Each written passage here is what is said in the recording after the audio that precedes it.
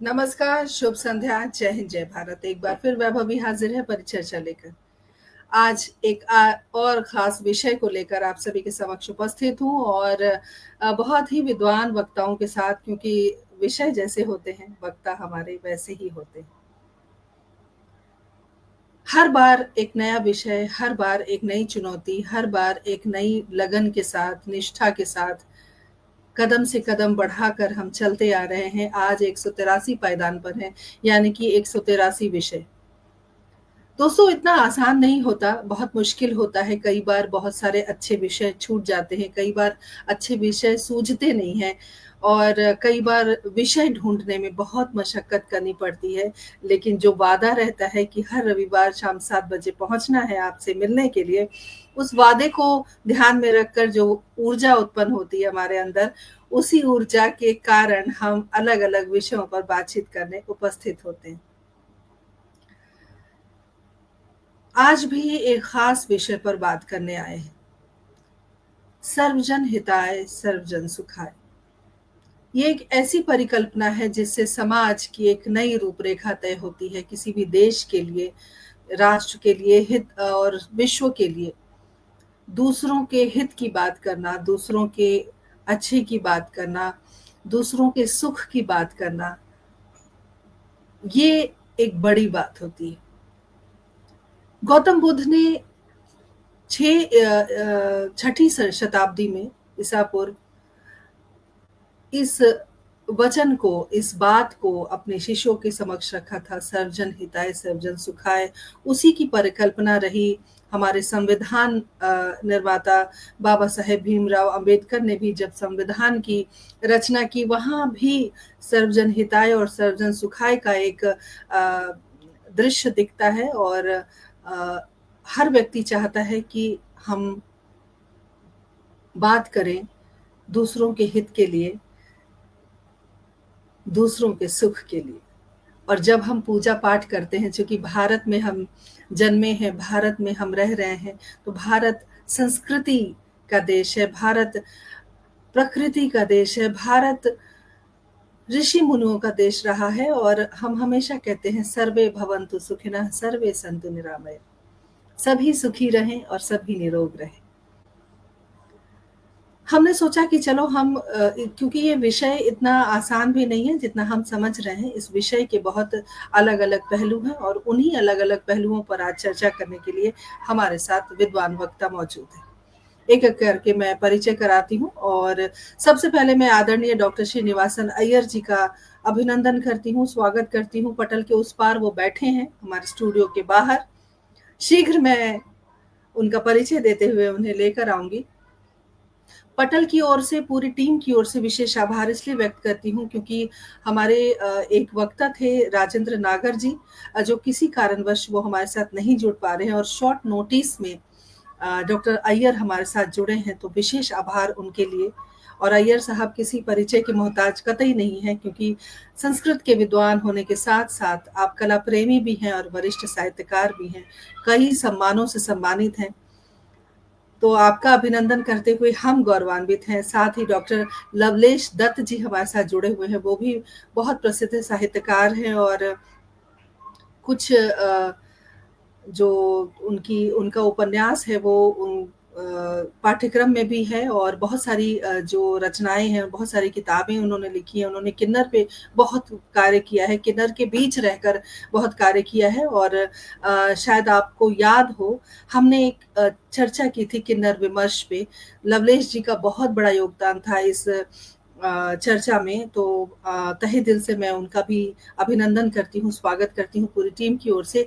और हमारे साथ संत समीर जी जुड़े हुए हैं, जो समाज सेवी हैं, बच्चों को निःशुल्क शिक्षा देते हैं और सबसे अच्छी बात है कि हमारे किरदार-ए-ज़िंदगी का हिस्सा रह चुके हैं। तो सभी का परिचय और बृहद परिचय मैं इसलिए नहीं दे रही हूँ क्योंकि उनसे हमें बहुत सारी बातें करनी है और कई बार ऐसा होता है कि जब हम बृहद परिचय देते हैं, तो समय का थोड़ा-सा अभाव हो जाता है। फिर जो वक्ताओं की जो अपनी एक वाणी होती है, कहीं न कहीं विराम चिन्ह लगाना पड़ता है। तो चलिए, बिना किसी विलंब के तीनों वक्ताओं का अभिनंदन करते हैं, स्वागत करते हैं। और इस परिचर्चा को हम शुरू करते हैं। आप सभी का तहे दिल से शुक्रिया अदा करती हूँ। बहुत-बहुत अभिनंदन। जैसा कि हमारे साथ दर्शक दीर्घा में भी बहुत सारे लोग जुड़ गए हैं, उनका भी अभिवादन करते हैं और इस चर्चा को हम शुरू करते हैं। समीर जी, आपसे आग्रह है, आप अपना माइक बंद कर लें प्लीज़। हमारे साथ पटल के जो मुख्य सलाहकार हैं आदरणीय सुरेश शर्मा सागर जी जुड़ गए हैं, अभिनंदन करती हूँ। प्रदीप गौतम जी हमारे साथ जुड़ गए हैं, बहुत-बहुत अभिनंदन, स्वागत। और डॉक्टर पुष्पलता तनेजा जी हमारे साथ जुड़ गई हैं, अभिनंदन है। हमारे साथ बसंत श्रीवास्तव जी जुड़ गए हैं, बहुत-बहुत स्वागत, बहुत-बहुत अभिनंदन। और हम सर्वजन हिताय सर्वजन सुखाय पर बातचीत करने आए हैं। और सबसे पहले मैं डॉक्टर श्रीनिवासन अय्यर जी से निवेदन करती हूँ कि आप हमारे साथ आज खास पेशकश में जुड़े हैं, तो विशेष आभार के साथ आज की चर्चा आपसे शुरू करते हैं और हम चाहेंगे कि इस विषय पर आप प्रकाश डालें और फिर इस कार्यक्रम को हम आगे लेकर चलते हैं। बहुत-बहुत स्वागत, अभिनंदन। माइक बंद है आपका, माइक बंद है। सबसे पहले मैं आभार व्यक्त करता हूं विभा आपको कि आपने यह अवसर दिया है मुझे कि मैं अपने साथी विद्वान वक्ताओं के विचार से अवगत होऊंगा, लाभान्वित होऊंगा, क्योंकि मेरी रुचि रहती है आपके प्रत्येक एपिसोड में, प्रत्येक खंड में, इसलिए मैं सहर्ष तैयार हो गया। मूल रूप से मेरा चाव तो अपने साथी वक्ताओं का सुनने का था, है और रहेगा।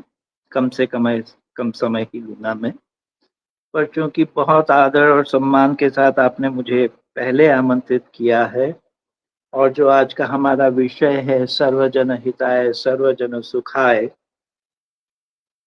ये जैसा आपने कहा बहुत आसान विषय नहीं है इस पे कहना, और इसको जीना तो और भी दूभर है। ये सीधा जाकर के हमारी सांस्कृतिक विरासत से, हमारे दर्शन से, हमारी संस्कृति से, हमारी वैदिक परंपरा से, विचारों के मूल में जाकर के जुड़ता है। जब हम सर्वजन हिताय सर्वजन सुखाय की परिकल्पना लेके चलते हैं, तो यहाँ जन से अभिप्राय मैं नहीं मानता कि सिर्फ व्यक्ति या व्यक्तियों का समूह या समाज तक सीमित है। जब हम सर्वजन की अवधारणा लेके चलते हैं तो उसका सीधा संबंध इस समूची सृष्टि के छोटी से छोटी, बड़ी से बड़ी, जड़, चेतन, और जैसा आपने कहा था हमारा देश प्रकृति को पूजने वाला देश है, प्रकृति का देश है, तो प्रकृति के प्रत्येक तत्व से जाकर के इसका संबंध स्थापित होता है। हमारी ऋषि परंपरा ने हमेशा से साहचर्य की बात कही है। वैदिक संदर्भों में यदि मैं कहूं तो वेदों में, चाहे वो ऋग्वेद हो, अथर्ववेद हो, साम या यजुर, सब में कहीं ना कहीं आपको इसके बीज उपलब्ध हो जाएंगे, साक्षात्कार करेंगे। वैदिक मंत्रों में से जो, हालांकि सभी मंत्र बहुत प्रमुख हैं, सभी अपनी अपनी जगह अपना वैशिष्ट्य रखते हैं, लेकिन मुझे लगता है कि सबसे सुंदर मंत्र जो है वेदों का, उनमें एक संज्ञान सूक्त है जो कहता है हमें साथ साथ रहना चाहिए। समानी वह आकुति समाना हृदयानि वह। हमारा ध्येय समत्व वाला हो, हमारे हृदय समता की भावना को परिपुष्ट करें, या संगच्छध्वम संवदध्वम संवो मनांसि जानताम देवा भागे यथा पूर्वम संजानाना उपासते। तो सबसे बड़ा ज्ञान ही है कि हम दूसरे को समान समझें। स्वयं को ही विशेष न समझें, दूसरे का भी जीवन में महत्व समझें, चाहे वो व्यक्ति हो अथवा वस्तु।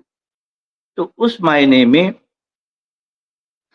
ये जो अवधारणा है सर्वजन हिताय सर्वजन सुखाय की, वो कहीं जाके समत्व भाव पे भी केंद्रित होती है।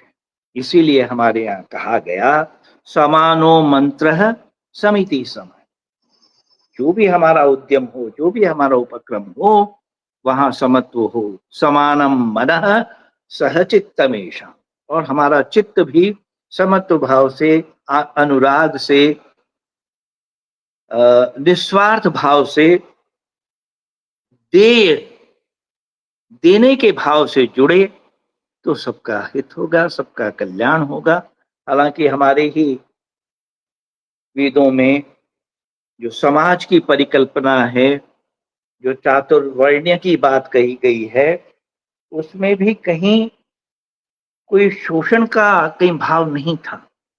जब हमारे ऋषियों ने कहा ब्राह्मणोस्य मुखमासीत् बाहु राजन्य कृतः पुरु तदस्य यद वैश्य पद्भ्याम शूद्रो जाए, तो वहां कोई काम छोटा या बड़ा नहीं था, वहां कोई भेदभाव की दृष्टि नहीं थी, वहां कोई शोषक और शोषण की परिपाटी नहीं थी, वहां कर्मों का विभाजन था।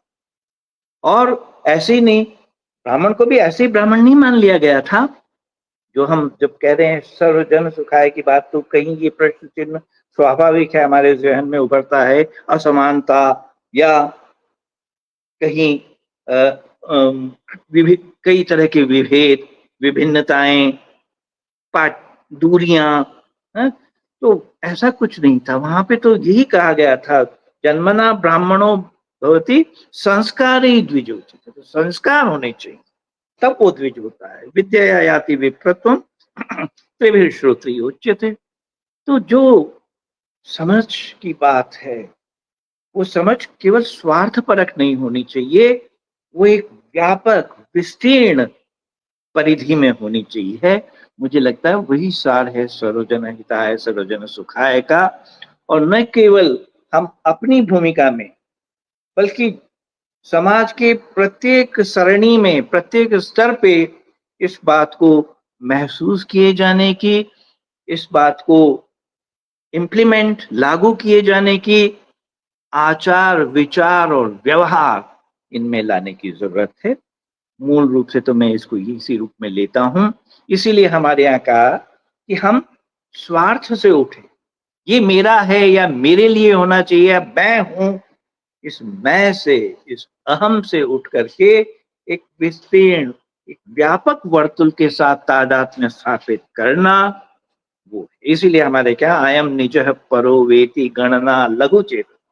जिनका दिल छोटा है, जो क्षुद्र सोच के व्यक्ति हैं, जो जो ओछी सोच के लोग हैं, वो कहते हैं कि मैं और कुछ नहीं।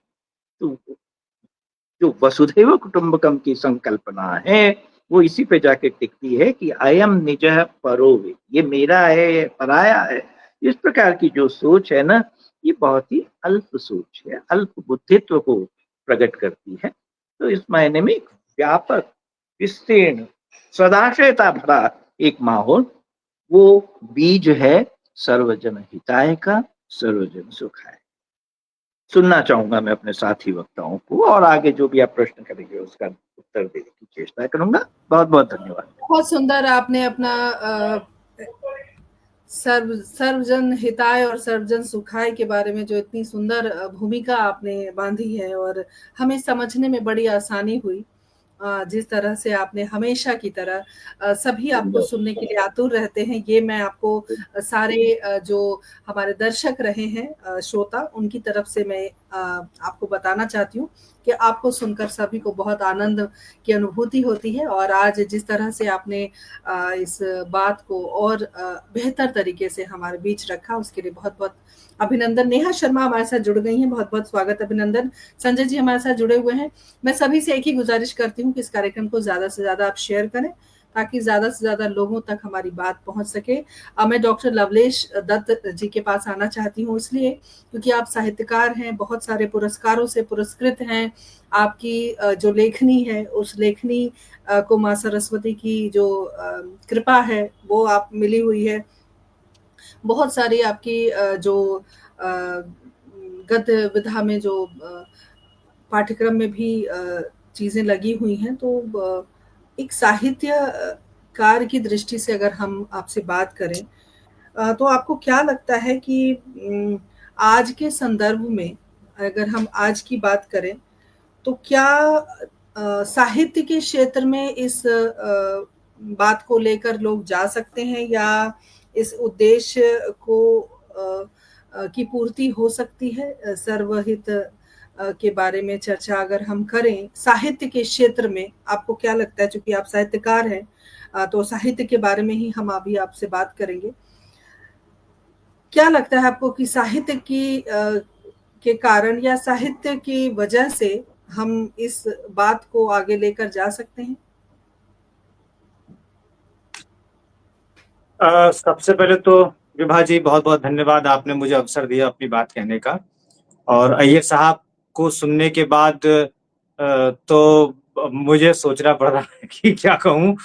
लेकिन सच्चाई ये है कि चाहे संस्कृत वाङ्मय हो या हिंदी साहित्य हो, सभी में लोक मंगल की कामना तो रही ही है ना? हमारा जो सही, जैसे कि अभी अय्यर साहब ने भी कहा कि हमारे मन में एक भाव सबके लिए होना चाहिए कि सबका मंगल हो और वसुधैव कुटुंबकम की भावना होनी चाहिए, और रही है, शास्त्रों के अनुसार भी रही है। और उसी के आधार पर यदि कोई सृजन करता है, तो वो केवल अपनी पीड़ा या केवल अपनी परेशानियाँ या केवल अपना भला नहीं चाहता। वो चाहता है कि सबका भला हो और सब जैसे कि विभा जी आपने भी आरंभ किया था जब कार्यक्रम, तो आपने कहा था कि हमारे यहाँ परिकल्पना की गई है सर्वजन हिताय और सर्वजन सुखाय की। और आपने कहा भी था कि हमारे यहाँ कहा जाता है सर्वे भवन्तु सुखिनः सर्वे सन्तु निरामया। इसके आगे है सर्वे भद्राणि पश्यन्तु, मतलब सभी लोग अच्छा देखें। तो अच्छा देखने वाली जो स्थिति है, ये हमारे समाज में सबसे भयंकर परिस्थिति है कि लोग अच्छा देखना चाहते ही नहीं, अच्छा सुनना नहीं चाहते हैं, अच्छा पढ़ना नहीं चाहते हैं। और इसमें तमाम उदाहरण हैं, उसमें उदाहरण देने से कोई लाभ नहीं है। और जब तक अच्छा देखेंगे, सुनेंगे, पढ़ेंगे नहीं, तो सर्वजन के हित की बात वो सोचेंगे ही नहीं, सर्वजन के सुख की बात वो सोचेंगे नहीं। आज के भौतिकतावादी युग में सर्वजन सुखाय और सर्वजन हिताय खत्म हो गया। अपने लिए हो गया है कि मेरा सुख हो और मेरा हित हो। मैं अपने घर को साफ कर दूं और कूड़ा मैं अपने किनारे वाले पड़ोसी वाले के घर के सामने डाल दूं या अपने बाहर डाल दूं, मेरा घर साफ हो गया। ये बड़ी भयंकर परिस्थिति है। दूसरी स्थिति यह है कि चूंकि थोड़ा बहुत साहित्य का अध्ययन करता रहता हूं, साहित्यकारों से मिलता रहता हूं, तो मेरे परिचय में जितने भी जागरूक और साहित्यकार हैं, उनका कहना यह होता है कि सर्वजन हिताय और सर्वजन सुखाय की परिकल्पना वर्तमान परिस्थितियों में पूर्णतः गलत है। तो मैं भी चौंक जाता हूं कभी कि अरे क्या क्या कहा आपने, क्यों गलत है? बोले होगी, किसी समय में होगी, जब हम राम राज्य की परिकल्पना, राम होंगे जब और होंगे तब हो सकती है होगी, लेकिन ये संभव ही नहीं है कि सर्वजन में तो फिर सभी आ गए। अय्यर साहब ने कह ही दिया कि पूरी प्रकृति आ गई, कण कण आ गया, सभी वह सब कुछ आ गया जो हमारे चारों तरफ है। तो सर्वजन में वे भी आ गए जो अपराधी हैं, वे भी आ गए जिन्होंने हत्या की है, वे भी आ गए जो नकारे हैं, वे भी आ गए जो चोर हैं, वे भी आ गए जो बलात्कारी हैं, वे सब आ गए। तो उनका हित और उनका सुख एक सजग व्यक्ति क्यों सोचेगा भाई? जो हमारी सेना पर पत्थर फेंक रहे हैं, हम उनका हित भी सोच रहे हैं, उनका सुख भी सोच रहे हैं। जो हमारी बहू बेटियों के साथ के चेहरे पर तेजाब डाल रहे हैं, सर्वजन में तो वो भी शामिल हैं, हम उनका भी सुख सोच रहे हैं। तो वर्तमान परिस्थितियों में मुझे नहीं लगता कि सर्वजन हिताय सर्वजन सुखाय की परिकल्पना सही है। मेरा मानना यह है कि सत्यजन सुखाय और सत्यजन सुखाय हिताय होना चाहिए। सच्चे व्यक्ति का हित हो, सच्चे व्यक्ति का सुख हो, सब में नहीं आ सकता।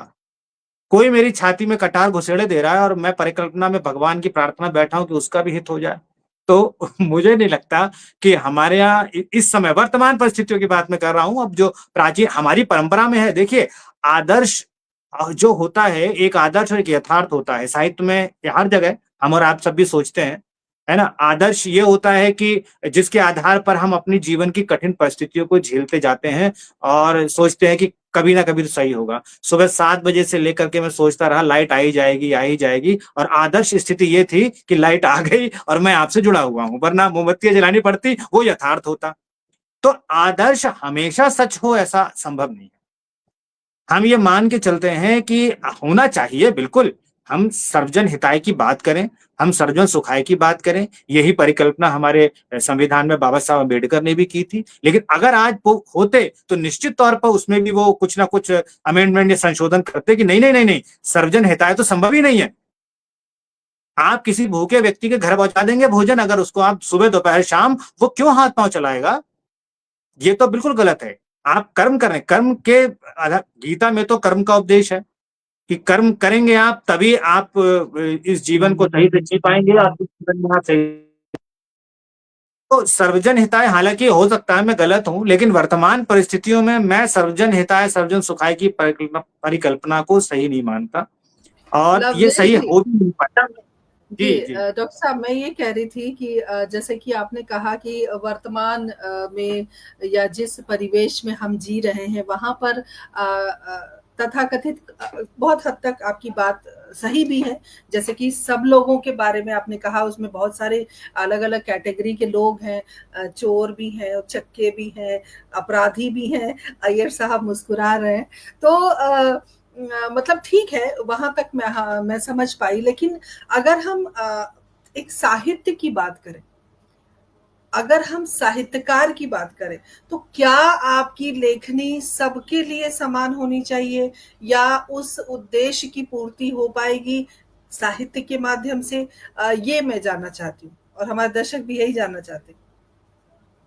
देखिए, साहित्य भी समय के साथ चलता है। साहित्य अपने समाज को दर्शाता है। अगर मैं साहित्य में सब सर्वजन हिताय की बात, मैं क्या कोई भी, अगर मैं उस मेरे साहित्य में अपराधी प्रवृत्ति के व्यक्ति को पनिशमेंट या दंड नहीं दिया जा रहा है, अगर मेरे साहित्य में एक अच्छे व्यक्ति को शोषित किया जा रहा है, बेचारा सीधे-साधे व्यक्ति की हत्या कर दी जा रही है, सब हो रहा है, तो ये दर्शन तो मैं दिखा ही रहा हूँ साहित्य में अपने। लेकिन अगर मैं उसको नहीं बदल पा रहा हूँ या अपने नहीं दिखा पा रहा हूँ, तो मेरे साहित्य का बेकार है। फिर वो आदर्शवादी स्थितियाँ समाप्त हो गई मतलब सारी। तो मुझे तो अपराधी को कहीं न कहीं दंडित करना ही करना है। मेरी अपनी मानसिकता ये है, मेरा अपना मानसिकता ये है कि जैसे प्रेमचंद का जो यथार्थ था वो आदर्शवादी था, वो लास्ट में अंत में जाकर के सब अच्छा सुख होता था, सब बढ़िया लगता था। तो अगर हम साहित्य में यही दिखाएँगे कि जो बेचारा मेहनतकश है, जो बहुत परिश्रमी व्यक्ति है, जिसने जीवन भर पीड़ा, परेशानियाँ, दर्द सहा है और अंत में वो दर्द सहते-सहते मर गया। तो उस साहित्य का उद्देश्य क्या रह गया? फिर हर हर अच्छा व्यक्ति ये समझेगा कि अरे भाई ये तो कोई फ़ायदा इसमें है नहीं। तो कहीं न कहीं साहित्य में उस चीज़ को दिखाना आवश्यक है कि अपराधी को उचित दंड मिलना चाहिए। हालाँकि हम लोग साहित्यकार कोई समाधान प्रस्तुत नहीं करता, वो रास्ते बताता है। मेरे भी उपन्यास में, कहानियों में ऐसे मार्ग मिलेंगे आपको, ऐसे ऐसे सूत्र मिलेंगे कि कोई भी अपना करके आप उस रास्ते पे चल सकते हैं। क्योंकि अगर हम ये मानते हैं कि हम इस उक्ति को, इस परिकल्पना को सार्थक करना है कि सर्वजन हिताय सर्वजन सुखाय, तो फिर हमें अपराधी वर्ग को, चाहे हमारा साहित्य हो, चाहे हम किसी उसमें नेता बन जाएँ, चाहे हम कवि बन जाएँ, चाहे हम अध्यापक, चूँकि मैं अध्यापन के क्षेत्र से जुड़ा हुआ हूँ, वहाँ एक अब बताऊँ मैं आपको छोटी-सी बात, थोड़ी-सी घटना अलग करके बताता हूँ कि मैं अध्यापन के क्षेत्र में हूँ और एक मेरे लिए सारे विद्यार्थी बराबर हैं। वहाँ मैं इस बात पर परिकल्पना को सार्थक करने का प्रयास करता हूँ, सर्वजन हिताय सर्वजन सुखाय, कि मेरे सारे विद्यार्थियों का हित हो, सारे विद्यार्थियों को सुख मिले, सारे विद्यार्थी पास हों। लेकिन फिर भी कुछ उसमें से ऐसे हैं जो रेगुलर नहीं रहते हैं, जो परीक्षाओं में टालम-टोल करते हैं, जो किसी न किसी, आप उनके पेरेंट्स को शिकायत करो तो वो भी कहते हैं कि अरे वो ऐसा हो गया कि वैसा हो गया कि ये हो गया। अब आप बताइए कि सबका हित, अब फिर जब मार्क्स आते हैं तो वही है कि जितनी जिसकी चादर फैली होती है उतना उसको मिलता है। तो प्रयास तो एक सच्चे व्यक्ति का, एक अच्छे व्यक्ति का, चाहे वो साहित्यकार हो, चाहे समाज सुधारक हो, यही होता है कि सबका हित हो। मैं अपने घर पे भंडारा लगा के बैठ जाऊं कि मैं हर भूखे को भोजन कराऊंगा और 10 भूखे लोग मेरे पास आए ही नहीं भोजन करने के लिए, तो मैं फिर कहीं ना कहीं तो वंचित रह ही जाएंगे ना वो लोग। तो यही चीज साहित्य में भी है कि आप साहित्य में बिल्कुल आप वास्तविक परिस्थितियों को दर्शाइए, लेकिन चूंकि साहित्यकार जो होता है वो दूरदर्शी भी होता है, वो अपने पात्रों के अपनी घटनाओं के माध्यम से इस बात का अंदाजा लगाता है कि कहानी कहां पर लेके जाएगी, इसको मुझे खत्म कहां करना है। कोई कितना भी कह ले, बहुत सारे साहित्यकारों से मेरी बात होती है कि पात्रों को अपने हिसाब से नहीं चलाना चाहिए, उनको चलने देना चाहिए, उनको करने नहीं, मैं नहीं मानता। साहित्यकार को दृष्टा और सृष्टा दोनों माना जाता है। अगर मैं सृष्टि कर रहा हूं किसी परिवेश की, तो मैं ये बताऊंगा कि मेरे साहित्य को आज से 10 साल बाद, 20 साल, 50 साल के बाद भी कोई पढ़ेगा तो उसको ये लगेगा कि उस समय की परिस्थितियों में ये तो सामाजिक कुरीतियां या बुराइयां थी, लेकिन उसका जो रास्ता दिया हुआ है वो भी लेखक ने कहीं ना कहीं दिया हुआ है। जैसे कि आपने मेरे उपन्यास का जिक्र किया था, वो ट्रांसजेंडर पर केंद्रित है, तो ट्रांसजेंडर्स पर आजकल बहुत विमर्श में चल रहा है, सब कुछ है, लेकिन उसमें मैंने कई सारे रास्ते भी ऐसे दिखाने का प्रयास किया है। अब सब तो नहीं चल पाएंगे उस पर, लेकिन हो सकता है कुछ लोग चल रहे हैं, बहुत लोग चल रहे हैं। बहुत सारे ट्रांसजेंडर जो मेरे संपर्क में है, पढ़ लिख कर अपने मार्ग को बदल रहे हैं, नौकरियां कर रहे हैं, जा रहे हैं, फिर समाज में भी उसमें सुधार हो रहा है कि लोग उनको नौकरी दे भी रहे हैं, उनको एक्सेप्ट भी कर रहे हैं धीरे धीरे। तो ये मार्ग तो सुझाए जाते हैं। अब लेकिन अगर अपराधी को दंड नहीं दिया जाएगा साहित्य के माध्यम से, अच्छे और सच्चे व्यक्ति की प्रतिष्ठा नहीं की जाएगी साहित्य के माध्यम से, तो फिर सर्वजन हिताय और सर्वजन सुखाय की परिकल्पना हमारी सार्थक नहीं होगी। वो तभी होगी जब हम सही दिशा उस चीज को दे पाएंगे, है ना। बाकी मैं और विचार आप लोगों से सुनना चाहता हूँ। आपका माइक बंद है विभा जी, माइक आपका बंद है। जी, जी। सबको बोलते-बोलते आप अपना माइक बंद करें, खोलें और मैं खुद ही भूल जाती हूँ। ख़ैर संत समीर साहब के पास जाना चाहेंगे क्योंकि आप समाज सेवी हैं, आप बच्चों को निःशुल्क पढ़ाते हैं, बहुत सारी गतिविधियाँ हैं आपकी। आपका भी बड़ा परिचय है, लेकिन मैं यहाँ पर आपका ज़्यादा परिचय देकर अपना समय नहीं वो मतलब नष्ट करना चाहती हूँ। आपके बहुमूल्य जो वक्तव्य हैं, वो हम सुनना चाहते हैं, इसलिए मैं आपके पास आती हूँ। समाज की सेवा करना एक हर व्यक्ति सोचता है कि हम कुछ ना कुछ समाज की सेवा करें, कहीं न कहीं हम अपना योगदान दें। और जितने समाज सेवी होते हैं, जो समाज की सेवा करना चाहते हैं, लोगों की भलाई करना चाहते हैं, वो सर्वजन हिताय और सर्वजन सुखाय को मद्देनज़र रख के इस बात को मानकर आगे बढ़ते हैं। तो एक समाज की सेवा करने वाले व्यक्ति होने के नाते इस विषय पर आप अपनी क्या टिप्पणी दे सकते हैं? अपने विचार आप हम तक पहुँचाइए। इससे पहले मैं कुछ और दर्शक हमारे साथ जुड़े हैं, उनका मैं अभिवादन करती हूँ। कुसुम लता जी हमारे साथ जुड़ी हैं, बहुत-बहुत स्वागत, अभिनंदन आपका। हमारे साथ सुदर्शन शर्मा सुधी जी जुड़ गई हैं, बहुत-बहुत स्वागत, अभिनंदन। मैं चाहती हूँ आप सब इसी प्रकार हमारे साथ बने रहें और इस कार्यक्रम को ज़्यादा से ज़्यादा शेयर करें। हमारे साथ शाहिल बी प्रसाद जी हमारे साथ जुड़े हैं, बहुत-बहुत अभिनंदन, स्वागत और सभी हमारे साथ ज़रूर जुड़े रहें। और समीर जी, मैं चाहूँगी कि आप अपनी बात रखें और थोड़ा और प्रकाश डालें कि जैसे लवलेश जी ने तो एकदम से एक अलग दिशा दी है। वो इस बात को उतना मानते नहीं हैं कि लोगों के उनकी अपनी सोच है, अपने विचार हैं और कई कुछ हद तक सही भी हैं कि अगर सर्वहित की बात करेंगे तो उसमें तो समाज में अलग-अलग तरह के लोग आ जाते हैं, तो उनके हित की भी बात हमें करनी पड़ेगी। आप अपने विचार रखें, आपका स्वागत है। जी, बहुत-बहुत धन्यवाद आपका। और इसके पहले के दोनों ही वक्ताओं ने बहुत शानदार जगह पे पहुँचा दिया है इस परिचर्चा को।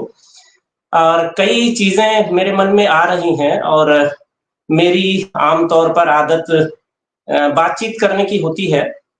वैसा कोई भाषण देने का अभ्यास बहुत नहीं है। बीच में आप सवाल कर देंगे तो शायद बेहतर रहेगा, क्योंकि लगातार शायद बोलने वाला उतना कम रहता है। फिर भी शुरू में जो सर्वजन हिताय सर्वजन सुखाय की जो बात शुरू हुई है और वेदों के उदाहरण से बात आगे तक साहित्य तक पहुंची है, तो एक दो चीज मुझे लगता है कि मन में आता है कि साफ करना चाहिए कि कई बार हम साहित्य के मामले में भी कुछ सीधी और कुछ उल्टी जगह पे खड़े हो जाते हैं और कुछ चीजों को गलत समझने के नाते साहित्य की एक परेशानी है। परेशानी यह है कि यह करीब करीब आजकल वैसा हो गया है जैसा कि बाकी जैसे डॉक्टरी का धंधा या वकालत का धंधा, यानी वकालत के लिए अपराध का होना जरूरी है अगर वकालत चलता रहे तो। ऐसे ही मरीज होते रहें अगर ये डॉक्टरी सेवा के बजाय पेशा हो जाता है तो जाहिर है कि मरीज भी होने चाहिए, तभी ये डॉक्टरी का पेशा चलेगा। वैसे ही आज का साहित्य थोड़ा सा उस जगह पर आकर खड़ा हो गया है जहां की जरूरत होती है कि समाज में थोड़ा विक्षोभ रहे। एक साफ सुथरा एक रेखीय समाज में आधुनिक साहित्य की जगह थोड़ी सी कम हो जाती है और जिस साहित्य की जगह बनती है वह दूसरे तरह का साहित्य होता है। तो अब दिक्कत क्या है कि हम कई बार बहुत शानदार लिखा गया है, साहित्य में तो गजब गजब चीजें हो रही हैं और अभी जो बात उन्होंने रखी है अद्भुत तरीके से और बहुत बढ़िया तरीके से रखी, ये चर्चा साहित्य में चलती है। लेकिन समस्या वहां आती है कि कई बार मूल को हम कुछ और समझने लगते हैं और इतना प्रचारित हो जाता है कि हम उसी को असली समझने लगते हैं। जैसे सर्वजन सुखाय सर्वजन हिताय, तो ये हिंदी का नहीं है, ये संस्कृत का है। तो जब आप संस्कृत की तरफ जाएंगे तो एक बात आपको मूलतः माननी पड़ेगी कि उस समाज में, संस्कृत के समाज में, वैदिक समाज में, या आप जितना पीछे जाएंगे वहां जो शब्द जैसा अर्थ देता था उसी तरह से उसका व्यवहार होता था। तो यहां जब आप पहुंचेंगे तो आपको सर्वजन का भी अर्थ समझना पड़ेगा, सुख का भी समझना पड़ेगा और हित का भी मूल अर्थ समझना पड़ेगा। हम आजकल क्या करते हैं कि हित को हमने अपने तरीके से लेना शुरू कर दिया। वैसे ही जैसे कि ब्राह्मण क्षत्रिय वैश्य शूद्र मूल कहां से शुरू हुए, जैसा कि शुरू में आपने इशारा किया ब्राह्मणों अस्य मुखमा सीध का, तो वहां बिल्कुल अलग चीज है। और आप पुराने समाज में जाएंगे और थोड़ा सा मध्यकाल के और पहले या महाभारत के थोड़ा सा पहले, कम से कम साहित्य में भी मौजूद है, इस नाते कोई बहुत ज्यादा प्रमाण लाने की जरूरत नहीं है, कि आप देखेंगे कि अर्जुन भीम नकुल सहदेव राम दिलीप अज दशरथ लक्ष्मण वगैरह वगैरह कहीं भी आपको किसी के पीछे जो है पांडे जी, शुक्ला जी, सिंह साहब, यादव जी, वर्मा जी वगैरह वगैरह ये सब कुछ नहीं मिलेगा। इसका मतलब कहीं और शुरुआत होती है, आज हम किसी और तरह से बना देते हैं। यजुर्वेद कहता है तप से शूद्र, यानी शूद्र का मतलब श्रम का अनुष्ठान है, यानी और शूद्र का जब आप अर्थ समझेंगे तब क्या था अब क्या है। अब शूद्र कहते ही लगता है अछूत, लेकिन ये शूद्र जो है अछूत है ही नहीं। पहले शूद्र में जो बनावट भी है उसकी, उसमें शुच शब्द मौजूद है। शुच का मतलब शुचिता, पवित्रता, धर्मात्मा होना, ये अनिवार्यता है उसकी। शूद्र हो सकता है किसी ज्ञानी ब्राह्मण से ज्यादा धर्मात्मा हो। एक ही घर में पहले के समाज में शूद्र भी हो सकता था, ब्राह्मण भी हो सकता था, क्षत्रिय भी हो सकता था। हम वाल्मीकि वगैरह की चर्चा करते हैं, हालांकि विवाद भी है कि साहब ब्राह्मण पैदा हुए, कोई कहता है नहीं शूद्र थे, लेकिन कई चीजें ऐसी हैं आप गहरे उतरेंगे तो बहुत सारा ऐसा कुछ है। सत्यकाम जाबाल की भी आप कहानी ले लेंगे तो मूल कहानी यही है कि परिचारिका, सेविका का काम करती थी उनकी माँ, पिता उनके मर गए थे और उनको गोत्र नहीं पता था। ऋषि के यहाँ जब वो बच्चा गया है कि मुझे पढ़ना है, तो गुरुकुल में जाके कहा कि मुझे पढ़ाई करनी है, आप मेरा नाम लिखें। तो ऋषि ने कहा कि तुम्हारा गोत्र क्या है। तो बच्चे ने बिल्कुल ईमानदारी से कहा कि मेरी माँ अपने समय में परिचारिका का काम करती थी, सेविका थी और पिताजी रहे नहीं, तो माँ को कभी इतना मौका नहीं मिला कि वो गोत्र पूछती। तो मेरी माँ का नाम जाबाला है और मेरा नाम सत्यकाम है। तो ऋषि ने बिना इधर उधर किए तुरंत कहा कि तुम ब्राह्मण हो, मतलब तुम में एक तो सच्चे साधक का गुण है, दूसरा एकदम साफ और सत्य बोल रहे हो। तो ब्राह्मणत्व तो क्या था, आज का ब्राह्मण, जैसे द्विवेदी कोई लिखता है तो उस समाज में द्विवेदी वह था जिसको दो वेद आता था। शुक्ल यजुर्वेद आता था तो वो शुक्ल था, या चार वेद का अगर ज्ञाता था तो चतुर्वेदी था। ये शायद महाभारत काल के बाद ये सब होना शुरू हुआ कि एक समाज खत्म होने लगा, कबीलाई स्थिति में आ गया। तो फिर होता क्या है कि उसके पहले कोई जातियों का कहीं कोई नहीं मिलेगा किसी नाम के पीछे, लेकिन महाभारत के बाद धीरे धीरे तो एक, जैसे आज हम देखिए गाजा में जो हो रहा है, यूक्रेन में जो हो रहा है, समाज खत्म हो जाए तो कुछ छिटफुट ज्ञानी लोग बचेंगे तो क्या करेंगे, वो यही करते हैं कि 10-20 लोगों को जोड़ को चलो भाई मेरे पास जो ज्ञान है उसको मैं देना शुरू करूं। तो दो वेद जानता था, उसने द्विवेदी लिख के बताना शुरू किया कि भाई दो वेद जानना हो तो मेरे पास आ जाओ।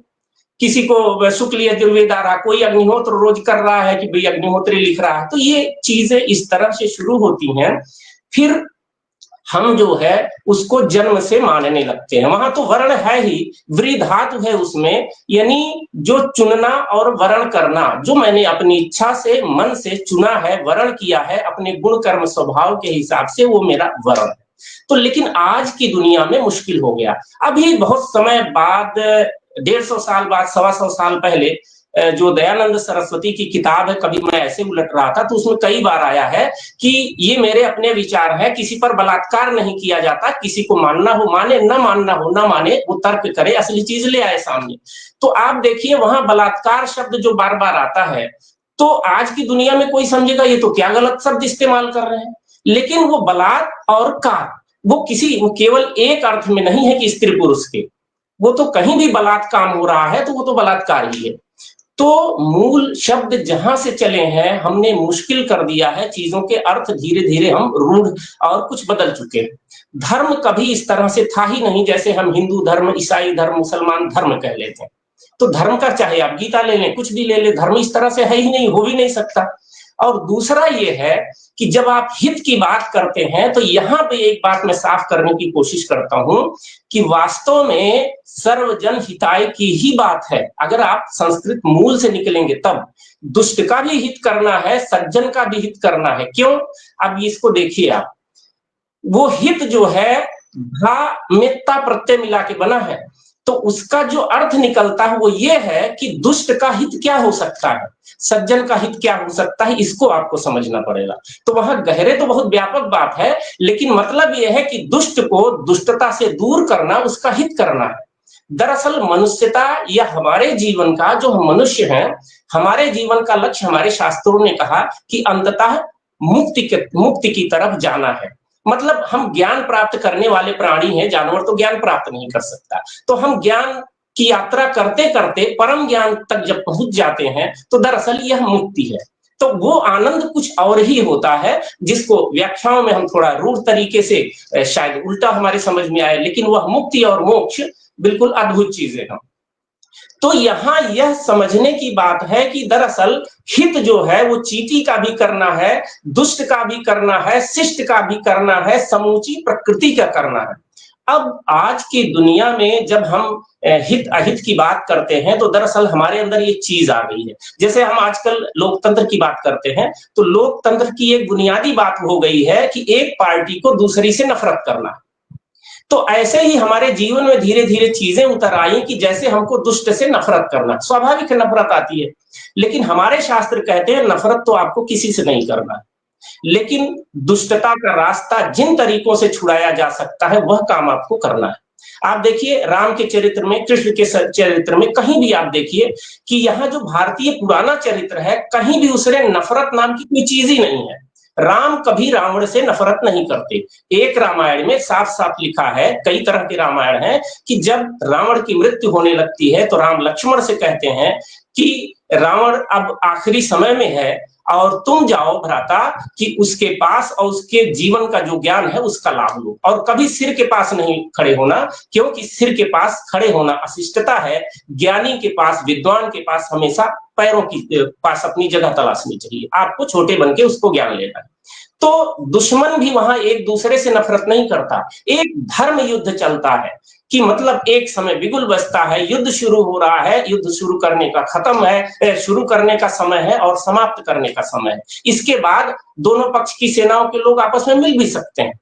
तो आप देखिए, ये थोड़ा मजाकिया भी लग सकता है, हास्यास्पद भी लग सकता है, क्योंकि आज जिस दौर में हम खड़े हैं, यहाँ तो शायद हर आदमी के भीतर एक रावण बैठा हुआ है। रावण को हम देखेंगे, अगर आज की दुनिया से तुलना करेंगे, तो पता चले कि हम दरअसल बुरे समाज के अच्छे लोग हैं। अगर अच्छा समाज होता तो शायद हम बहुत ज्यादा बुरे साबित होते। कारण उसका साफ देख लीजिए, एक अच्छा आदमी, बहुत अच्छा आदमी, दिन भर में काफी झूठ बोलता है, और मोबाइल ने तो झूठ बोलना सिखा दिया है। बगल में बैठा है, जाना नहीं है मिलने, फोन आया कि भाई आ जाइए, तो कहेगा नहीं नहीं मैं तो 10 किलोमीटर दूर हूं भाई, आ ही नहीं सकता। तो ये एक रास्ता निकालता है, सारे लोग निकालते हैं। लेकिन एक समय वह भी था, बहुत बाद का भी था, जब ये कहा जा रहा था कि सांच बराबर तप नहीं, झूठ बराबर पाप। एक झूठ आदमी बोल दे तो एक हफ्ते घर से नहीं निकल पाता था।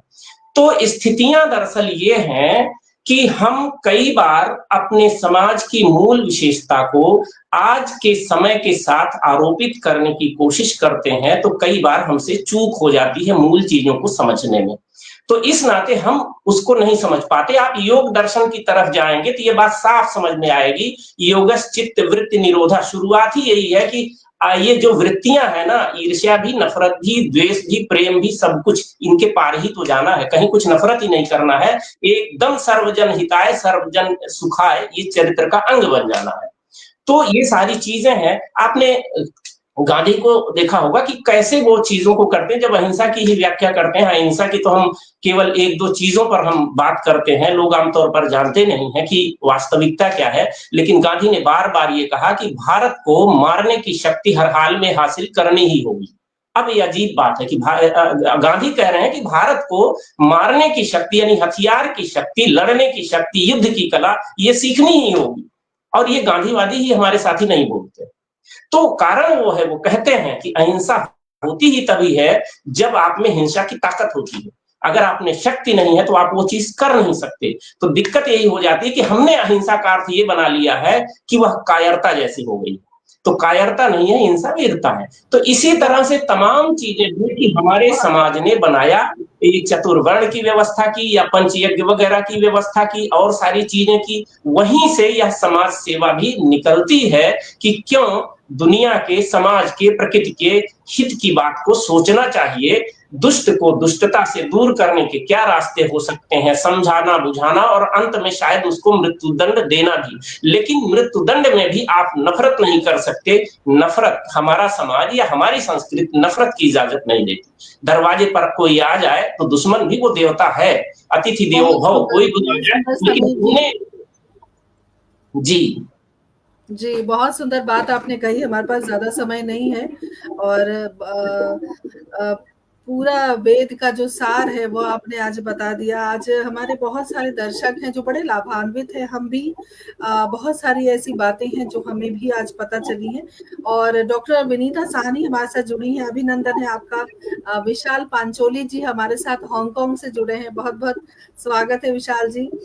आपको यहाँ देखकर हमें बड़ी खुशी हो रही है। और डॉक्टर पुष्पलता जी लगातार बनी हुई हैं, बहुत सारे उनके संदेश हम तक आ रहे हैं। अय्यर साहब, आपसे एक आग्रह है कि आप थोड़ा पीछे बैठें, क्योंकि हमारे पटल के जो मुख्य सलाहकार हैं वो आपको ठीक से देख नहीं पा रहे हैं, उनका संदेश आया है।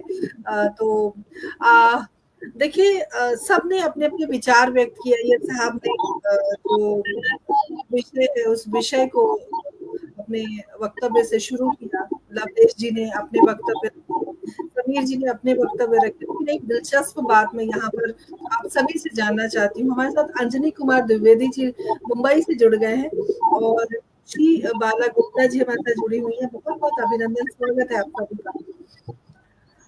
जब हम सर्वहित की बात करते हैं, लोगों के हित की, लोगों के सुख की बात करते हैं, तो मैं चाहूंगी कि आप लोग अपने जीवन का छोटा सा अनुभव जो 1 या 2 मिनट में समेटने की कोशिश कर सके, जरूर हमें हमारे दर्शकों के साथ साझा करें, जहां पर आपको महसूस हुआ कि वाकई इस बात की पुष्टि है समाज में आज भी, और सर्वजन हिताय की बात करते हैं, सोचते हैं, शायद जीते हैं बहुत सारे लोग। और जैसा कि समीर जी ने कहा, बहुत सुंदर वक्तव्य आपका रहा। लवलेश जी, आपसे भी मैं यही आग्रह करूंगी कि अपना एक अनुभव जरूर साझा करें इस विषय को लेकर। तो मैं सबसे पहले अय्यर साहब के पास चलती हूँ। अय्यर साहब, मैं ये नहीं पूछूंगी कि कभी आपने किसी का हित किया या नहीं किया, मैं ये जानना चाहती हूँ कि क्या कभी सर्वजन हिताय और सर्वजन सुखाय की जो एक परिपाटी है, उस परिपाटी से कभी आपका गुजरना हुआ?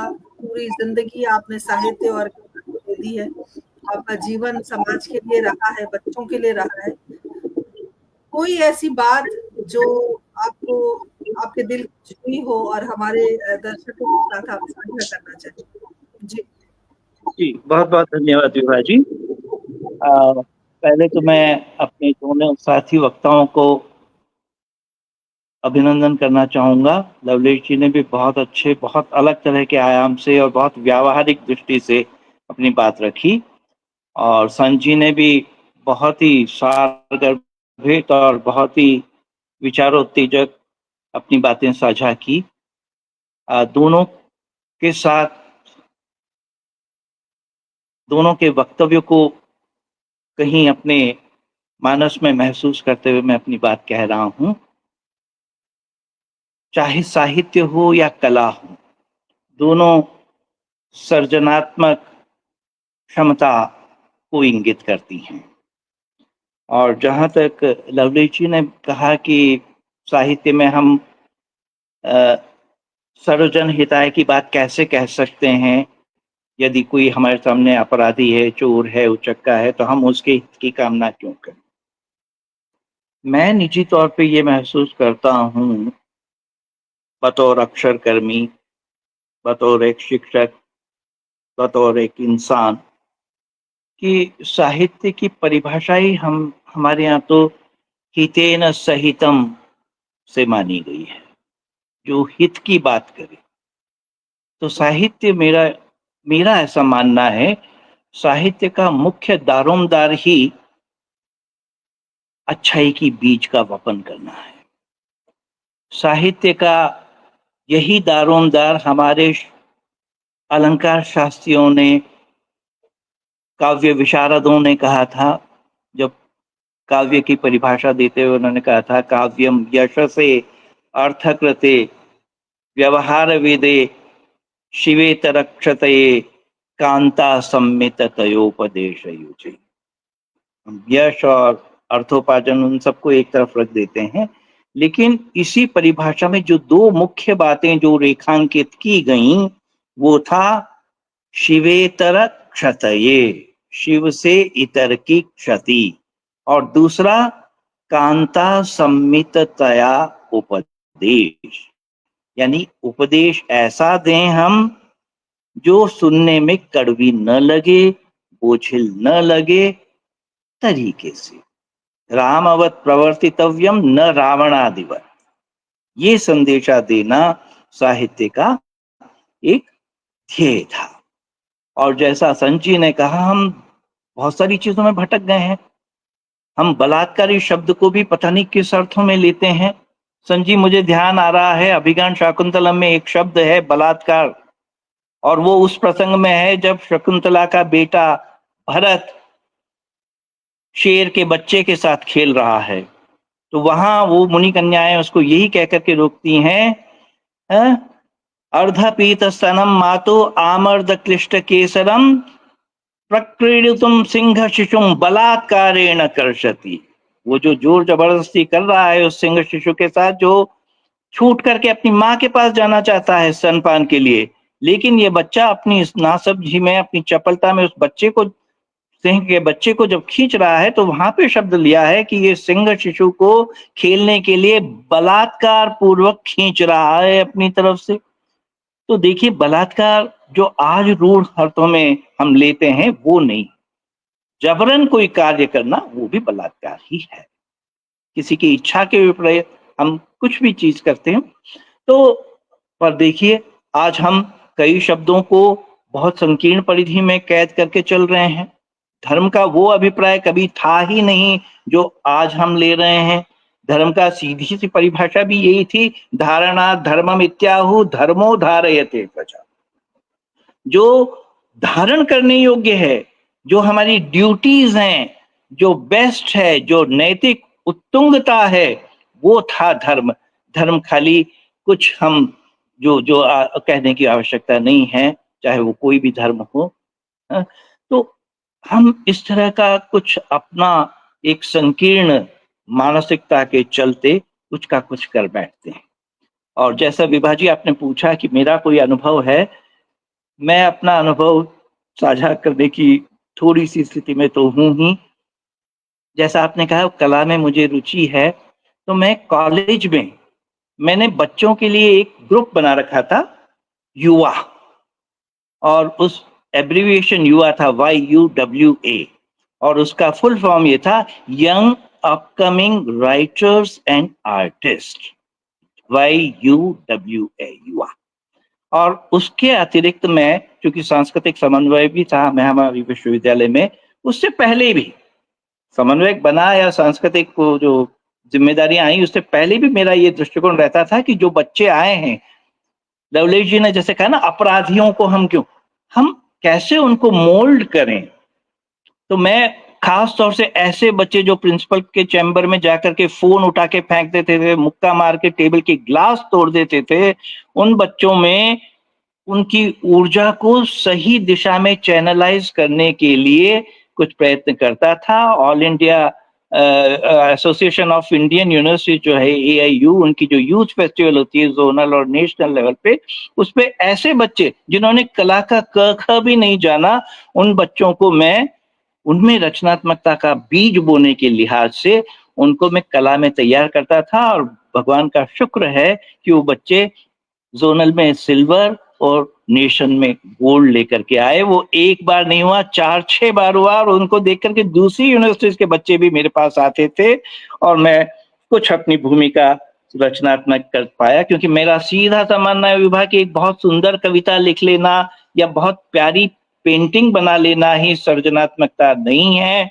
आप कच्ची मिट्टी को या किसी के व्यक्तित्व को आप गढ़ दें तो वो भी रचना के दायरे में ही आती है। बस इतना सा था मेरा एक अनुभव जो मैंने साझा किया। बहुत बहुत शुक्रिया अवसर देने के लिए। बहुत सुंदर अनुभव आपने साझा किया लवलेश जी। मैं भी चाहूंगी कि आप अपना अनुभव जरूर साझा करें, और हमें बड़ी खुशी हो रही है कि हम एक इस परिचर्चा को एक अलग लेवल पे लेके जाने की कोशिश कर रहे हैं, और मुझे लगता है कोशिश सफल भी हमारी रही है, क्योंकि परिचर्चा बहुत खूबसूरत मोड़ ले चुकी है। और मैं चाहूंगी कि आप भी अपना अनुभव साझा करें, और समीर जी आप भी कुछ अपनी यादों को तरोताजा कीजिए, आप भी अपना अनुभव याद करके बैठिए, क्योंकि अब हम लवलेश जी के बाद आपके पास आएंगे। लवलेश जी, क्या याद है आपको, क्या साझा करना चाहेंगे आप? लवलेश जी, आपका माइक बंद है। जी मैंने खोल लिया। धन्यवाद विभा जी, पुनः अवसर देने के लिए। अय्यर साहब की बात से मैं बिल्कुल सहमत हूं कि साहित्य का जो मूल है वो हित करना ही है। यहाँ एक चीज मैं दोनों विद्वानों से निवेदन कर रहा हूं, मेरा ऐसा कुछ वो नहीं है कि हम लोग, फिर वही बात आ गई कि साहित्य सृजन हुआ है या कविता हुई है या कुछ भी हुआ है, वो आदर्श स्थिति को देखते हुए हुआ है। लेकिन आप तो खैर बहुत ज्ञानी हैं, आप ये जानते हैं कि समय के हिसाब से हर चीज की परिभाषाएं बदलती हैं। आज आप देखिए, आज बहुत सारी चीजें बदल चुकी हैं, भाषा बदल चुकी है। आज उपन्यास, अगर मैं कहूं कि देवकी नंदन खत्री का उपन्यास आप किसी को पढ़ा दें तो वो मेरे ख्याल से 10 पन्ने भी नहीं पढ़ पाएगा, छोड़ देगा। आज के जो उपन्यास या जो कहानियां पढ़ी जा रही हैं उसमें मोबाइल का भी जिक्र आ रहा है, उसमें डिजिटल चीजों का भी जिक्र आ रहा है, उसमें वे सारी चीजें आ रही हैं जो आज की परिस्थितियों में है ना। और सबसे बड़ी बात इसमें एक ये भी है कि हमारी जो एक हम लोग की जो आदत क्या है कि हम बार बार पीछे मुड़कर बैठ जाते हैं और पीछे वाली चीजों को लेकर के चलते हैं कि हमारे यहाँ ऐसा किया गया, ऐसा होना चाहिए। ये बात मैंने पहले ही कह दी कि आदर्श तो है, हम मानते हैं, हम भी इस बात को मानते हैं कि हमने एक आदर्श स्थापित किया है कि हमें उस मार्ग पे लेके चलना है। आपने जैसे महाभारत की बात की, अगर ऐसा ही होता कि सर्वजन हिताय की बात होती तो कृष्ण ने तो बहुत कोशिश की थी ना जाकर के समझाने के लिए दुर्योधन को, सबको। अंततः उन्होंने कहा कि भाई अब तो युद्ध होगा, और युद्ध का परिणाम क्या है कि एक जीतेगा तभी जब दूसरे की मृत्यु होगी। और अर्जुन ने भी वहां पर हथियार डाल दिए, ये तो सर्वज्ञात है। अर्जुन ने भी ये कहा कि मैं नहीं मार सकता, मैं, ये तो मेरे अपने हैं। तो फिर कृष्ण ने उसको पूरा गीता को उपदेश दिया है। तो गीता का जो उपदेश है वो इसीलिए है कि आप प्रयास पूरे करिए सुधारने के, पूरे प्रयास करिए। जैसे आपने बताया कि देखिए यहां पर एक बात और है कि बच्चों को समझाना, वो ग्रोइंग एज में है, वो तो एक कच्ची मिट्टी है, आप जैसा आकार देंगे आकार देते चले जाएंगे। लेकिन जब वो समाज में आ गए, जब बच्चा पढ़ लिख करके समाज में आ गया, चाहे उसने BA पास किया, ग्रेजुएशन, मतलब कुछ भी किया है, उसने इंजीनियरिंग किया, कुछ भी किया, और समाज में आने के बाद वो समाज का जिम्मेदार नागरिक बन गया। अरे उसे नेता चुनने का अधिकार मिल गया, उसे वोट डालने का अधिकार मिल गया, उसे अच्छी बुरी चीजें देखने का अधिकार मिल गया। तो इसके बाद फिर आप उसकी मन स्थिति को बदलने के लिए सुधारात्मक कार्यवाही करेंगे, उसने देखा कि ये लड़की मेरी नहीं हुई, इसके मुंह पे एसिड फेंक दो। अब आप उसको घर पे बिठा करके सुधार रहे हैं कि नहीं बेटा गलत काम किया तुमने। अब उस बेचारी का क्या जिसके चेहरे पर एसिड फेंक दिया गया, जिसका जीवन बर्बाद हो गया, उस बेचारी का क्या जिसको टुकड़ों टुकड़ों में काट के फ्रिज में भर दिया गया, उसे हम सुधारेंगे? अरे ऐसे लोगों को तो सीधे गोली मारनी चाहिए। मैं तो समय के साथ, मैं किसी कल्पना लोक में नहीं जीता हूँ। अय्यर साहब और कबीर साहब मुझे, सॉरी समीर साहब मुझे क्षमा करें। जी नहीं, आपने अपनी अपनी देखिए, जब हम चर्चा करते हैं, चर्चा परिचर्चा में हमेशा हर वक्ता को वो आजादी होती है कि वो अपनी बात आसानी से और खुले मन से रखे। और हिंदी साहित्य संस्थान का ये मंच हमेशा से इस बात की गवाही देता रहा है कि हम अपने मन की बात आसानी से इस पटल पर कह सकते हैं। यहाँ पर कोई आपको बंदिश नहीं होती, आप अपनी बात खुलकर कहते हैं। आपने भी अपने विचार रखे, अय्यर साहब ने भी रखे, समीर साहब ने भी रखे। मैं एक चाहती हूँ, क्योंकि हमारे पास समय नहीं है लवलेश जी, अपना अनुभव हमसे साझा करें आप। और किसी का मतलब देखिए, सबसे अच्छी बात मैं आपको बताना चाहती हूँ कि जब हम परिचर्चा करते हैं तो जरूरी नहीं है कि आप अय्यर साहब से सहमत हो, अय्यर साहब समीर साहब से सहमत हो, कतई नहीं। अगर आप आपस में क्रॉस क्वेश्चन नहीं करेंगे, प्रश्नावली इधर से उधर नहीं होगी, तो चर्चा का आनंद नहीं आएगा। सब अपनी जगह अपने अपने विचार व्यक्त कर रहे हैं। और लवलेश जी अपना अनुभव है वो साझा करें। साबिर मैं तुरंत अभिनंदन है आपका साबिर जी। जी आप अपना अनुभव। जी मैं अपनी बात बिल्कुल रख रहा हूँ। मैं सिर्फ एक बात कह रहा था, बात इसमें नहीं है, हम लोग परिचर्चा कर रहे हैं तो अपने मन की जो हो, मैं गलत हो सकता हूँ और गलत सही कुछ नहीं होता है, और क्योंकि एक तो समस्या आपके साथ समय की रहती है, वरना तो मैं इन पर चाहता भी, मेरा भी ज्ञानवर्धन होता।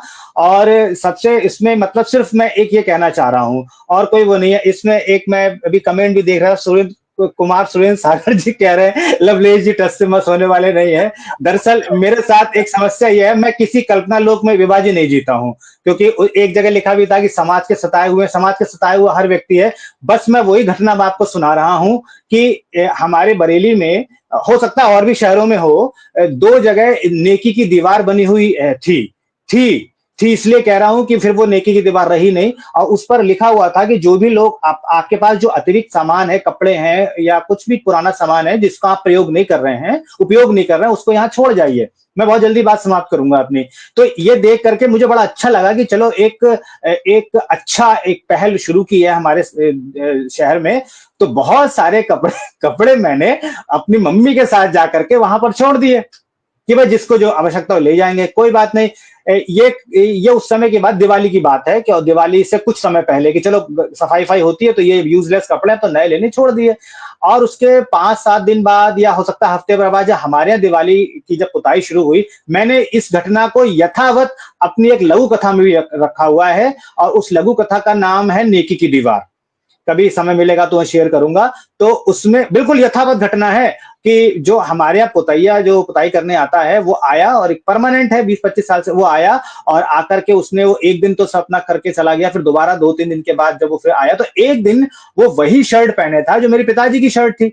अच्छा, मेरे पिताजी की शर्ट की खास बात ये थी कि वो मेरे जो कि पेंटिंग करते थे और मतलब तो उनको एक स्टूडेंट ने गिफ्ट में दी थी अपने गुरु को दक्षिणा के रूप में, और उस पे एम्ब्रॉयडरी में पी लिखा हुआ था, पॉकेट पर यहाँ पर पी लिखा था, है ना। वही बिल्कुल शर्ट लेकर के आया सब। तो मैंने उससे पूछा, मैंने कहा ये शर्ट तुम्हें कहाँ से मिली?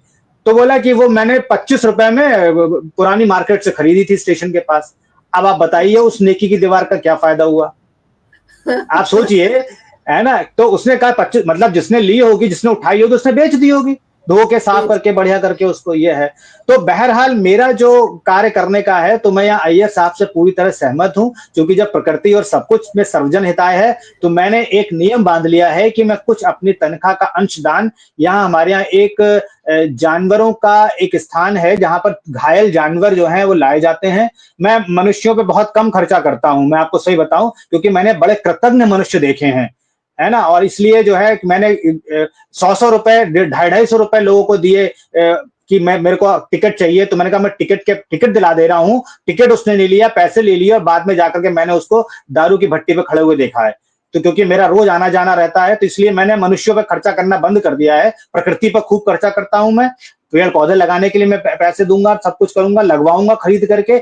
और एक जानवरों का अस्पताल है, वहां पर प्रति माह मैं एक निश्चित जो भी मैंने धनराशि सोच रखी है वो उनको गूगल पे कर देता हूं, कह करके कि भैया ये अपना किसी भी प्रकार से इसका उपयोग कर लेना। तो बेचारे घायल पशु वहां पर होते हैं, डॉग्स हैं, बंदर हैं, गाय है, भेड़ बकरी है, ऐसे ऐसे कृतज्ञ मनुष्य हैं कि कुत्तों को बेचारे बांध जाते हैं। जब कुत्ता बीमार हो गया उसको बांध देते हैं सड़क पर किनारे, वो रो रहा है। तो एक व्यक्ति है धीरज पाठक, मैं नाम भी लेना चाहूंगा, उसके प्रयासों को देख करके मैंने उससे कहा कि धीरज भाई जितनी मेरी सामर्थ्य है, जब तक जीवित रहूंगा मैं तुम्हारे लिए इतना अमाउंट, हो सकता है बढ़ जाए, ऐसा कुछ नहीं है, बढ़ा भी सकता हूं, लेकिन फिलहाल जितना मैं कर सकता हूं इतना अमाउंट आपके इस डेट तक हर हाल में पहुंच जाएगा। तो उसने भी बड़ा उसको वो किया। हालांकि ये कोई मैं कहना नहीं चाह रहा था, आपने पूछा तो इसलिए मैंने बता दिया, ये कोई बताने वाली बात नहीं है।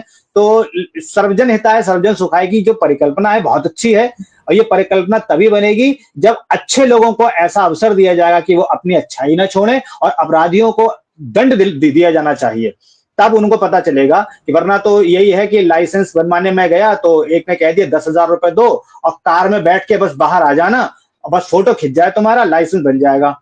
वरना आपका लाइसेंस जो है, वरना अपने हिसाब से आप 400 रुपए बनवा लो। मैं 10,000 रुपए नहीं दे सकता था, मेरा लाइसेंस नहीं बना। अब आप बताइए ये ऐसों में क्या, अब उसको आप सुधार लेंगे, आप सुधार लीजिए उसको, फिर सुधारते रहिए, वो तो हमें किनारे दरका देगा। चलिए खैर, नहीं मैंने जो है अपनी बात कह दी, क्योंकि मैं किसी कल्पना लोक में नहीं रहता, मैं यथार्थ जीवन जीता हूँ। कहना चाह रहे हैं क्या अय्यर साहब, आप कुछ कहना चाह रहे हैं? छोटी सी बात कहना चाह रहा हूँ। देखिए, एक हम नारा बहुत सुनते हैं, सबके लिए स्वास्थ्य, सुना ही है हम सब ने। तो उसका आशय ये नहीं है कि सभी निरोग हो जाएंगे, ये है कि सबको सुधरने के, स्वास्थ्य के सुधार के लिए अवसर मिलेंगे। तो मेरा ये मानना है साहित्य भी भरसक अपनी तरफ से ये जतन करता है, और उसे करना भी चाहिए कि श्रेष्ठता के, नैतिकता के बीज बोए जाएं समाज में। एक छोटी सी कविता गुलजार साहब की मुझे याद आ रही है, बस वो कहकर के विराम लूंगा। तुम खोलो कैनवस आसमां का, मैं निकालता हूं पैलेट रंग और बू का, चलो फिर से बनाएं सूरत आदमी की। तो जो विकृति आ गई है ना आदमी के चेहरे पे, उसको फिर से सुधारने की जरूरत है। वो रचनात्मक हमारी भूमिका के जरिए ही होगी। इंसानियत की तस्वीर जो विकृत हो गई है, कुरूप हो गई है, उसको वापस से सुंदर बनाने का गुरुतर दायित्व हम साहित्यकारों पे, हम कलाकारों पे है। उस एंगल से अपन सब चर्चा कर रहे थे भाई। बहुत बहुत शुभकामनाएं, बहुत अच्छे विचार आपने व्यक्त किए। बहुत सुंदर कविता, बहुत सुंदर विचार आपके, बहुत बहुत शुक्रिया। समीर साहब, मैं आपसे निवेदन करती हूँ कि आपका अगर कोई जीवन का अनुभव है तो जल्दी में साझा करें। समय बहुत ज्यादा हो गया है आज, लेकिन फिर भी हम सुनना चाहेंगे। और हमारे साथ हास्य कवि राजेंद्र विश्वकर्मा जी जुड़ गए हैं, बहुत बहुत आपका अभिनंदन करती हूँ। समीर साहब बताएं। जी जरूर, बहुत सुंदर अनुभव आप दोनों लोगों ने सुनाए, बहुत ही अच्छा लगा। इसी पर बस एक दो अनुभव है, मैं आपको बताता हूँ जीवन में जो मुझे लगा कि हाँ ऐसा कुछ करना चाहिए। बाकी तो एक कविता क्या दो लाइन दुष्यंत कुमार की ऐसे ही याद आ रही है कि यहाँ तक आते आते सूख जाती हैं कई नदियां, मुझे मालूम है पानी कहाँ ठहरा हुआ होगा। तो लवलेश जी की बात ठीक है, चीजें बदलती हैं समय के साथ, वक्त के साथ कई चीजें कई और रूप में दिखती हैं, लेकिन बस इतना है कि बुनियाद नहीं बदलती। हम कई बार समझ लेते हैं कि शायद बुनियाद बदल गई। तो हमारी आप सबकी बातों में कहीं कोई मुझे विरोध नहीं दिखता। ये जैसे नदी के दो किनारे हम चल रहे हैं, बस बीच में एक थोड़ा सा सेतु बना लेने की जरूरत हो, तो सेतु मिलते ही वो बात दोनों एक दूसरे से जुड़ जाएगी, कहीं कोई विरोध मुझे नहीं लगता। तो चीजों के सोचने का नजरिया, वो कृष्ण की व्याख्या, वो सारी चीजें बिल्कुल साफ दिखाई देने लगेंगी। अतीत भी यथार्थ पर दिखेगा और यथार्थ भी अतीत के साथ जुड़ जाएगा। बहरहाल ये तो लंबी चीजें हैं, कभी इस पर अलग से बात कर सकते हैं। लेकिन आज मुझे जो एक अनुभव ऐसे याद आ रहा है कि ऐसे तो मैंने अपने जीवन की वजह से कुछ चीज़ें अतिरिक्त टाइप की यूँ ही सीख ली। चूँकि चिकित्सा मैंने सीख ली, मेरा तो जीवन खत्म हो गया था। डायबिटीज़, लिवर में खत्म हो गया था, हार्ट बहुत बड़ा हो गया था, लेकिन सारी चीज़ें अपनी बूते जैसे भी है, ठीक हो गईं। तो मैंने ये एक वो काम शुरू किया, तो कोविड में भी मेरे ख्याल से मैंने करीब 2000 लोगों का अपने बूते पर इलाज किया और बहुत बढ़िया रहा। लेकिन उसमें मेरा ये उद्देश्य होता है, किसी में कोई दिलचस्पी हो, तो मैं उसको थोड़ा-सा सिखाने की कोशिश करूँ कि भाई आप थोड़ा सेहत की बुनियादी बातें सीख लीजिए, तो अपना, अपने परिवार का, अपने आस-पड़ोस का भला कर सकते हैं। तो उसमें ज़्यादा कुछ है भी नहीं और होम्योपैथी तो बहुत सस्ती होती है और बड़े आराम से कुछ दवाएँ रख के और बहुत बड़े काम हो सकते हैं और इतनी अद्भुत पैथी है कि मैं कल्पना नहीं कर सकता, लेकिन इसमें काम करने की ज़रूरत है, अलग सवाल है। तो और एक घटना मुझे ऐसी याद आती है क्योंकि सामाजिक जीवन रहा और मैं राजीव दीक्षित हम लोग साथ में ही रहते थे। राजीव दीक्षित का शायद काफ़ी लोग नाम जानते ही होंगे, करोड़ों लोग सुनते हैं उनको, उनके देहांत के बाद भी। तो उसी दौर में मैं गाज़ियाबाद में आया तो देखा झुग्गी-झोपड़ियों में और सब में तो कुछ बच्चे मुझको मिले, तो लगा कि ये बच्चे जैसे दारू, सिगरेट इसी तरफ चले जाते हैं झुग्गियों के। तो लेकिन कुछ बच्चों में मुझे बहुत ज़्यादा लगा कि एक बच्चे को मैंने कहा उसके पिता मिल गए, तो मैंने कहा भई इसको आप हमारे साथ भेज दीजिए और कोशिश करते हैं ये कुछ पढ़ लिख जाए तो अच्छा रहेगा, इसमें प्रतिभा दिख रही है। खैर 2-3 महीने बाद उसके पिता ने भेज दिया और तब मैं इलाहाबाद में रहता था। और उसके बाद उस बच्चे ने वास्तव में पढ़ाई की, घर पे बैठ के की, कहीं कभी स्कूल नहीं गया, लेकिन सब उस पढ़ाई से उसने हर चीज़ निकाली, इंजीनियरिंग भी निकाली और इंजीनियर हुआ, मेट्रो में बड़ा इंजीनियर हुआ और इस समय शानदार ढंग से। तो ऐसे कई बच्चों पे तो मुझे लगता है कि थोड़ा-सा ये बात सही कह रहे हैं जो लवलेश जी ने कहा कि आदमियों पर काम करना थोड़ा मुश्किल है, आप देखते हैं, लेकिन इसमें मैंने थोड़ा-सा दायरा बनाया। बच्चों पर काम करना थोड़ा-सा ठीक है। बाकी तो जो सही आदमी मिल जाए कोई नहीं। मेरी तो आदत ऐसी है कि रास्ते में जा रहा हूँ तो भिखारी कोई बैठता है तो मुझे लगता है जैसे मैं ही भीख माँग रहा हूँ। तो मेरे जेब में कुछ होता है तो मुझसे रहा ही नहीं जाता, मैं उसको कुछ दे देता हूँ। लेकिन कई बार ऐसा होता है कि भिखारियों का पूरा धंधा होता है, रैकेट होता है, वो किस तरह से वो करते हैं, तो भीख देना भी बड़ी मुसीबत का काम है। तो उसमें ये है कि मुझे लगता है कि बच्चे कम से कम निश्चल होते हैं और उनमें उनकी स्लेट साफ होती है, उनको कुछ चीज़ें आप अच्छी दिशा की तरफ ले जा सकते हैं। बच्चों में काम करना, जानवरों पे काम करना, प्रकृति के साथ काम करना, कुल मिला के ये है कि हम समाज जो हमारे सामने है उसके हित के लिए थोड़ा-सा कोशिश करेंगे तो वो हित बहुत दूर तक चला जाता है, वो दुष्टों तक भी पहुँच जाता है क्योंकि दुष्टता समाज में धीरे-धीरे कम होने लगती है। तो हमारा कोई ठेका नहीं कि हम ठीक कर देंगे, लेकिन हमारा अपना जो हमारे अपने हिस्से का काम है बस उतना भर करते जाएँ तो मुझे लगता है बहुत ज़्यादा चिंता करने की ज़रूरत नहीं है, चीज़ें धीरे-धीरे ठीक होना शुरू होती हैं और एक समय बाद उन्हीं में से कोई एक ऐसा तेजस्वी 2-4 तेजस्वी निकलते हैं जो पूरे समाज को बदलने का काम करने लगते हैं। तो बस इतना सा है कि हम लोग जहाँ भी हैं अपने हिस्से का जो काम हमको समझ में आता है वह थोड़ा-थोड़ा सा करने की कोशिश करें और मैं कहता हूँ कि चारपाई पर बैठे हों, लेटे हों, बीमार पड़े हों, कुछ नहीं कर सकते तो कम से कम सद्भावना ज़ाहिर करें कि दुनिया बेहतर हो। इतना ही काफ़ी है क्योंकि हमारा जो शास्त्र हमारे साथ सीधा मानते हैं कि आपकी भावनाएँ भी दरअसल असर करती हैं, वो जाती हैं बाहर। तो सब वेवलेंथ का मामला है। तो जिस वेवलेंथ पे आप होते हैं वैसी चीज़ें आप आकर्षित करते हैं, वैसी चीज़ों से आप लोगों को प्रभावित करते हैं। तो कहीं भी अच्छे लोग 10 रह रहे हों और कुछ न बोल रहे हों तो भी कई बार ऐसा होता है कि आप आते हैं तो लगता है यहाँ कुछ अच्छा लग रहा है। जैसे कई बार होता है कि जहाँ भी अच्छे लोग बहुत अच्छा माहौल हो तो चीज़ें हैं इस तरह से चलती हैं। तो ख़ैर तमाम चीज़ें हैं, अनुभव तो बहुत सारे हैं। वो तो याद आते रहते हैं। लेकिन इतनी सी बात बहुत अच्छा लगा आप लोगों की बात सुन के और मुझे भी काफ़ी अंदर से समृद्धि महसूस हुई। आपका आपका बहुत-बहुत धन्यवाद। बहुत बढ़िया, बहुत सुंदर परिचर्चा रही। आज का विषय सार्थक हुआ आप सबके वक्तव्यों के द्वारा और बहुत सुंदर-सुंदर जो संदेश हमारे दर्शक दीर्घा से आ रहे हैं तभी लगता है कि हाँ, हम जो कर रहे हैं वो दिशा सही है। सर्वजन हिताय सर्वजन सुखाय की भावनाओं को लेकर जिस कार्य को हम शिद्दत से करते आए हैं पिछले 3.5-4 वर्षों से, हमने भी यही सोचा है कि परिचर्चा के माध्यम से या किरदार ज़िंदगी के माध्यम से हम लोगों के हित की बात करें, लोगों के सुख की बात करें। यकीन दिलाना चाहती हूँ कि हम कभी अपने व्यू और अपनी जो फॉलोअर्स हैं उसके बारे में नहीं सोचते। हम सिर्फ ये सोचते हैं कि हम अपने समाज को, क्योंकि हमारा भी एक दायित्व है कि कुछ ना कुछ तो हम जरूर दें, जो हम दे सकते हैं, जो हमें आता है। मुझे जो आता है वो मैं करने की कोशिश कर रही हूँ। पूरी टीम की ओर से एक मुहिम हम चला रहे हैं और ये भी मुझे लगता है सर्वजन हिताय की दृष्टि को सकारात्मक एक ऊर्जा लिए हम करने की कोशिश कर रहे हैं, चल रहे हैं। बहरहाल तमाम सुधी श्रोताओं का विशेष आभार व्यक्त करती हूँ और पटल पर उपस्थित आदरणीय अय्यर साहब, आदरणीय समीर जी, आदरणीय लवलेश जी, आपका विशेष आभार व्यक्त करती हूँ।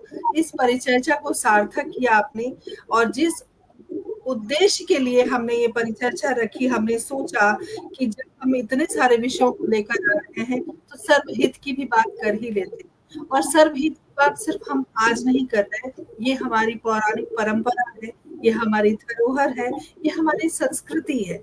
उसी संस्कृति को हम आगे लेकर जाएंगे, हमारी पीढ़ी दर पीढ़ी चलेगी, क्योंकि आप बुजुर्ग हैं और आपकी नई पीढ़ी हम हैं, हमारी नई पीढ़ी हमारे बच्चे हैं और सबके मन में दूसरों के हित की जो भावना है, शायद भारत की परंपरा है वो, जिस परंपरा के बीज को हमने बोया है अपनी पीढ़ी में, आने वाली पीढ़ी उसी तरह आगे बढ़ती रहेगी। और एक बहुत सुंदर संदेश आया था कि हर हाल में इंसानियत रहनी चाहिए। तो ये जो इंसानियत है, जैसे कि लवलेश जी ने कहा कि आप जानवरों पर खर्च करते हैं, आपने समीर साहब ने कहा कि किस तरह से दवाइयों से आप लोगों को ठीक करते हैं, अय्यर साहब अपने स्टूडेंट के लिए, अपने उन युवा के लिए जितनी मशक्कत ये करते हैं, जितनी लगन से कार्य करते हैं, यही है इंसानियत, यही है सर्वहित।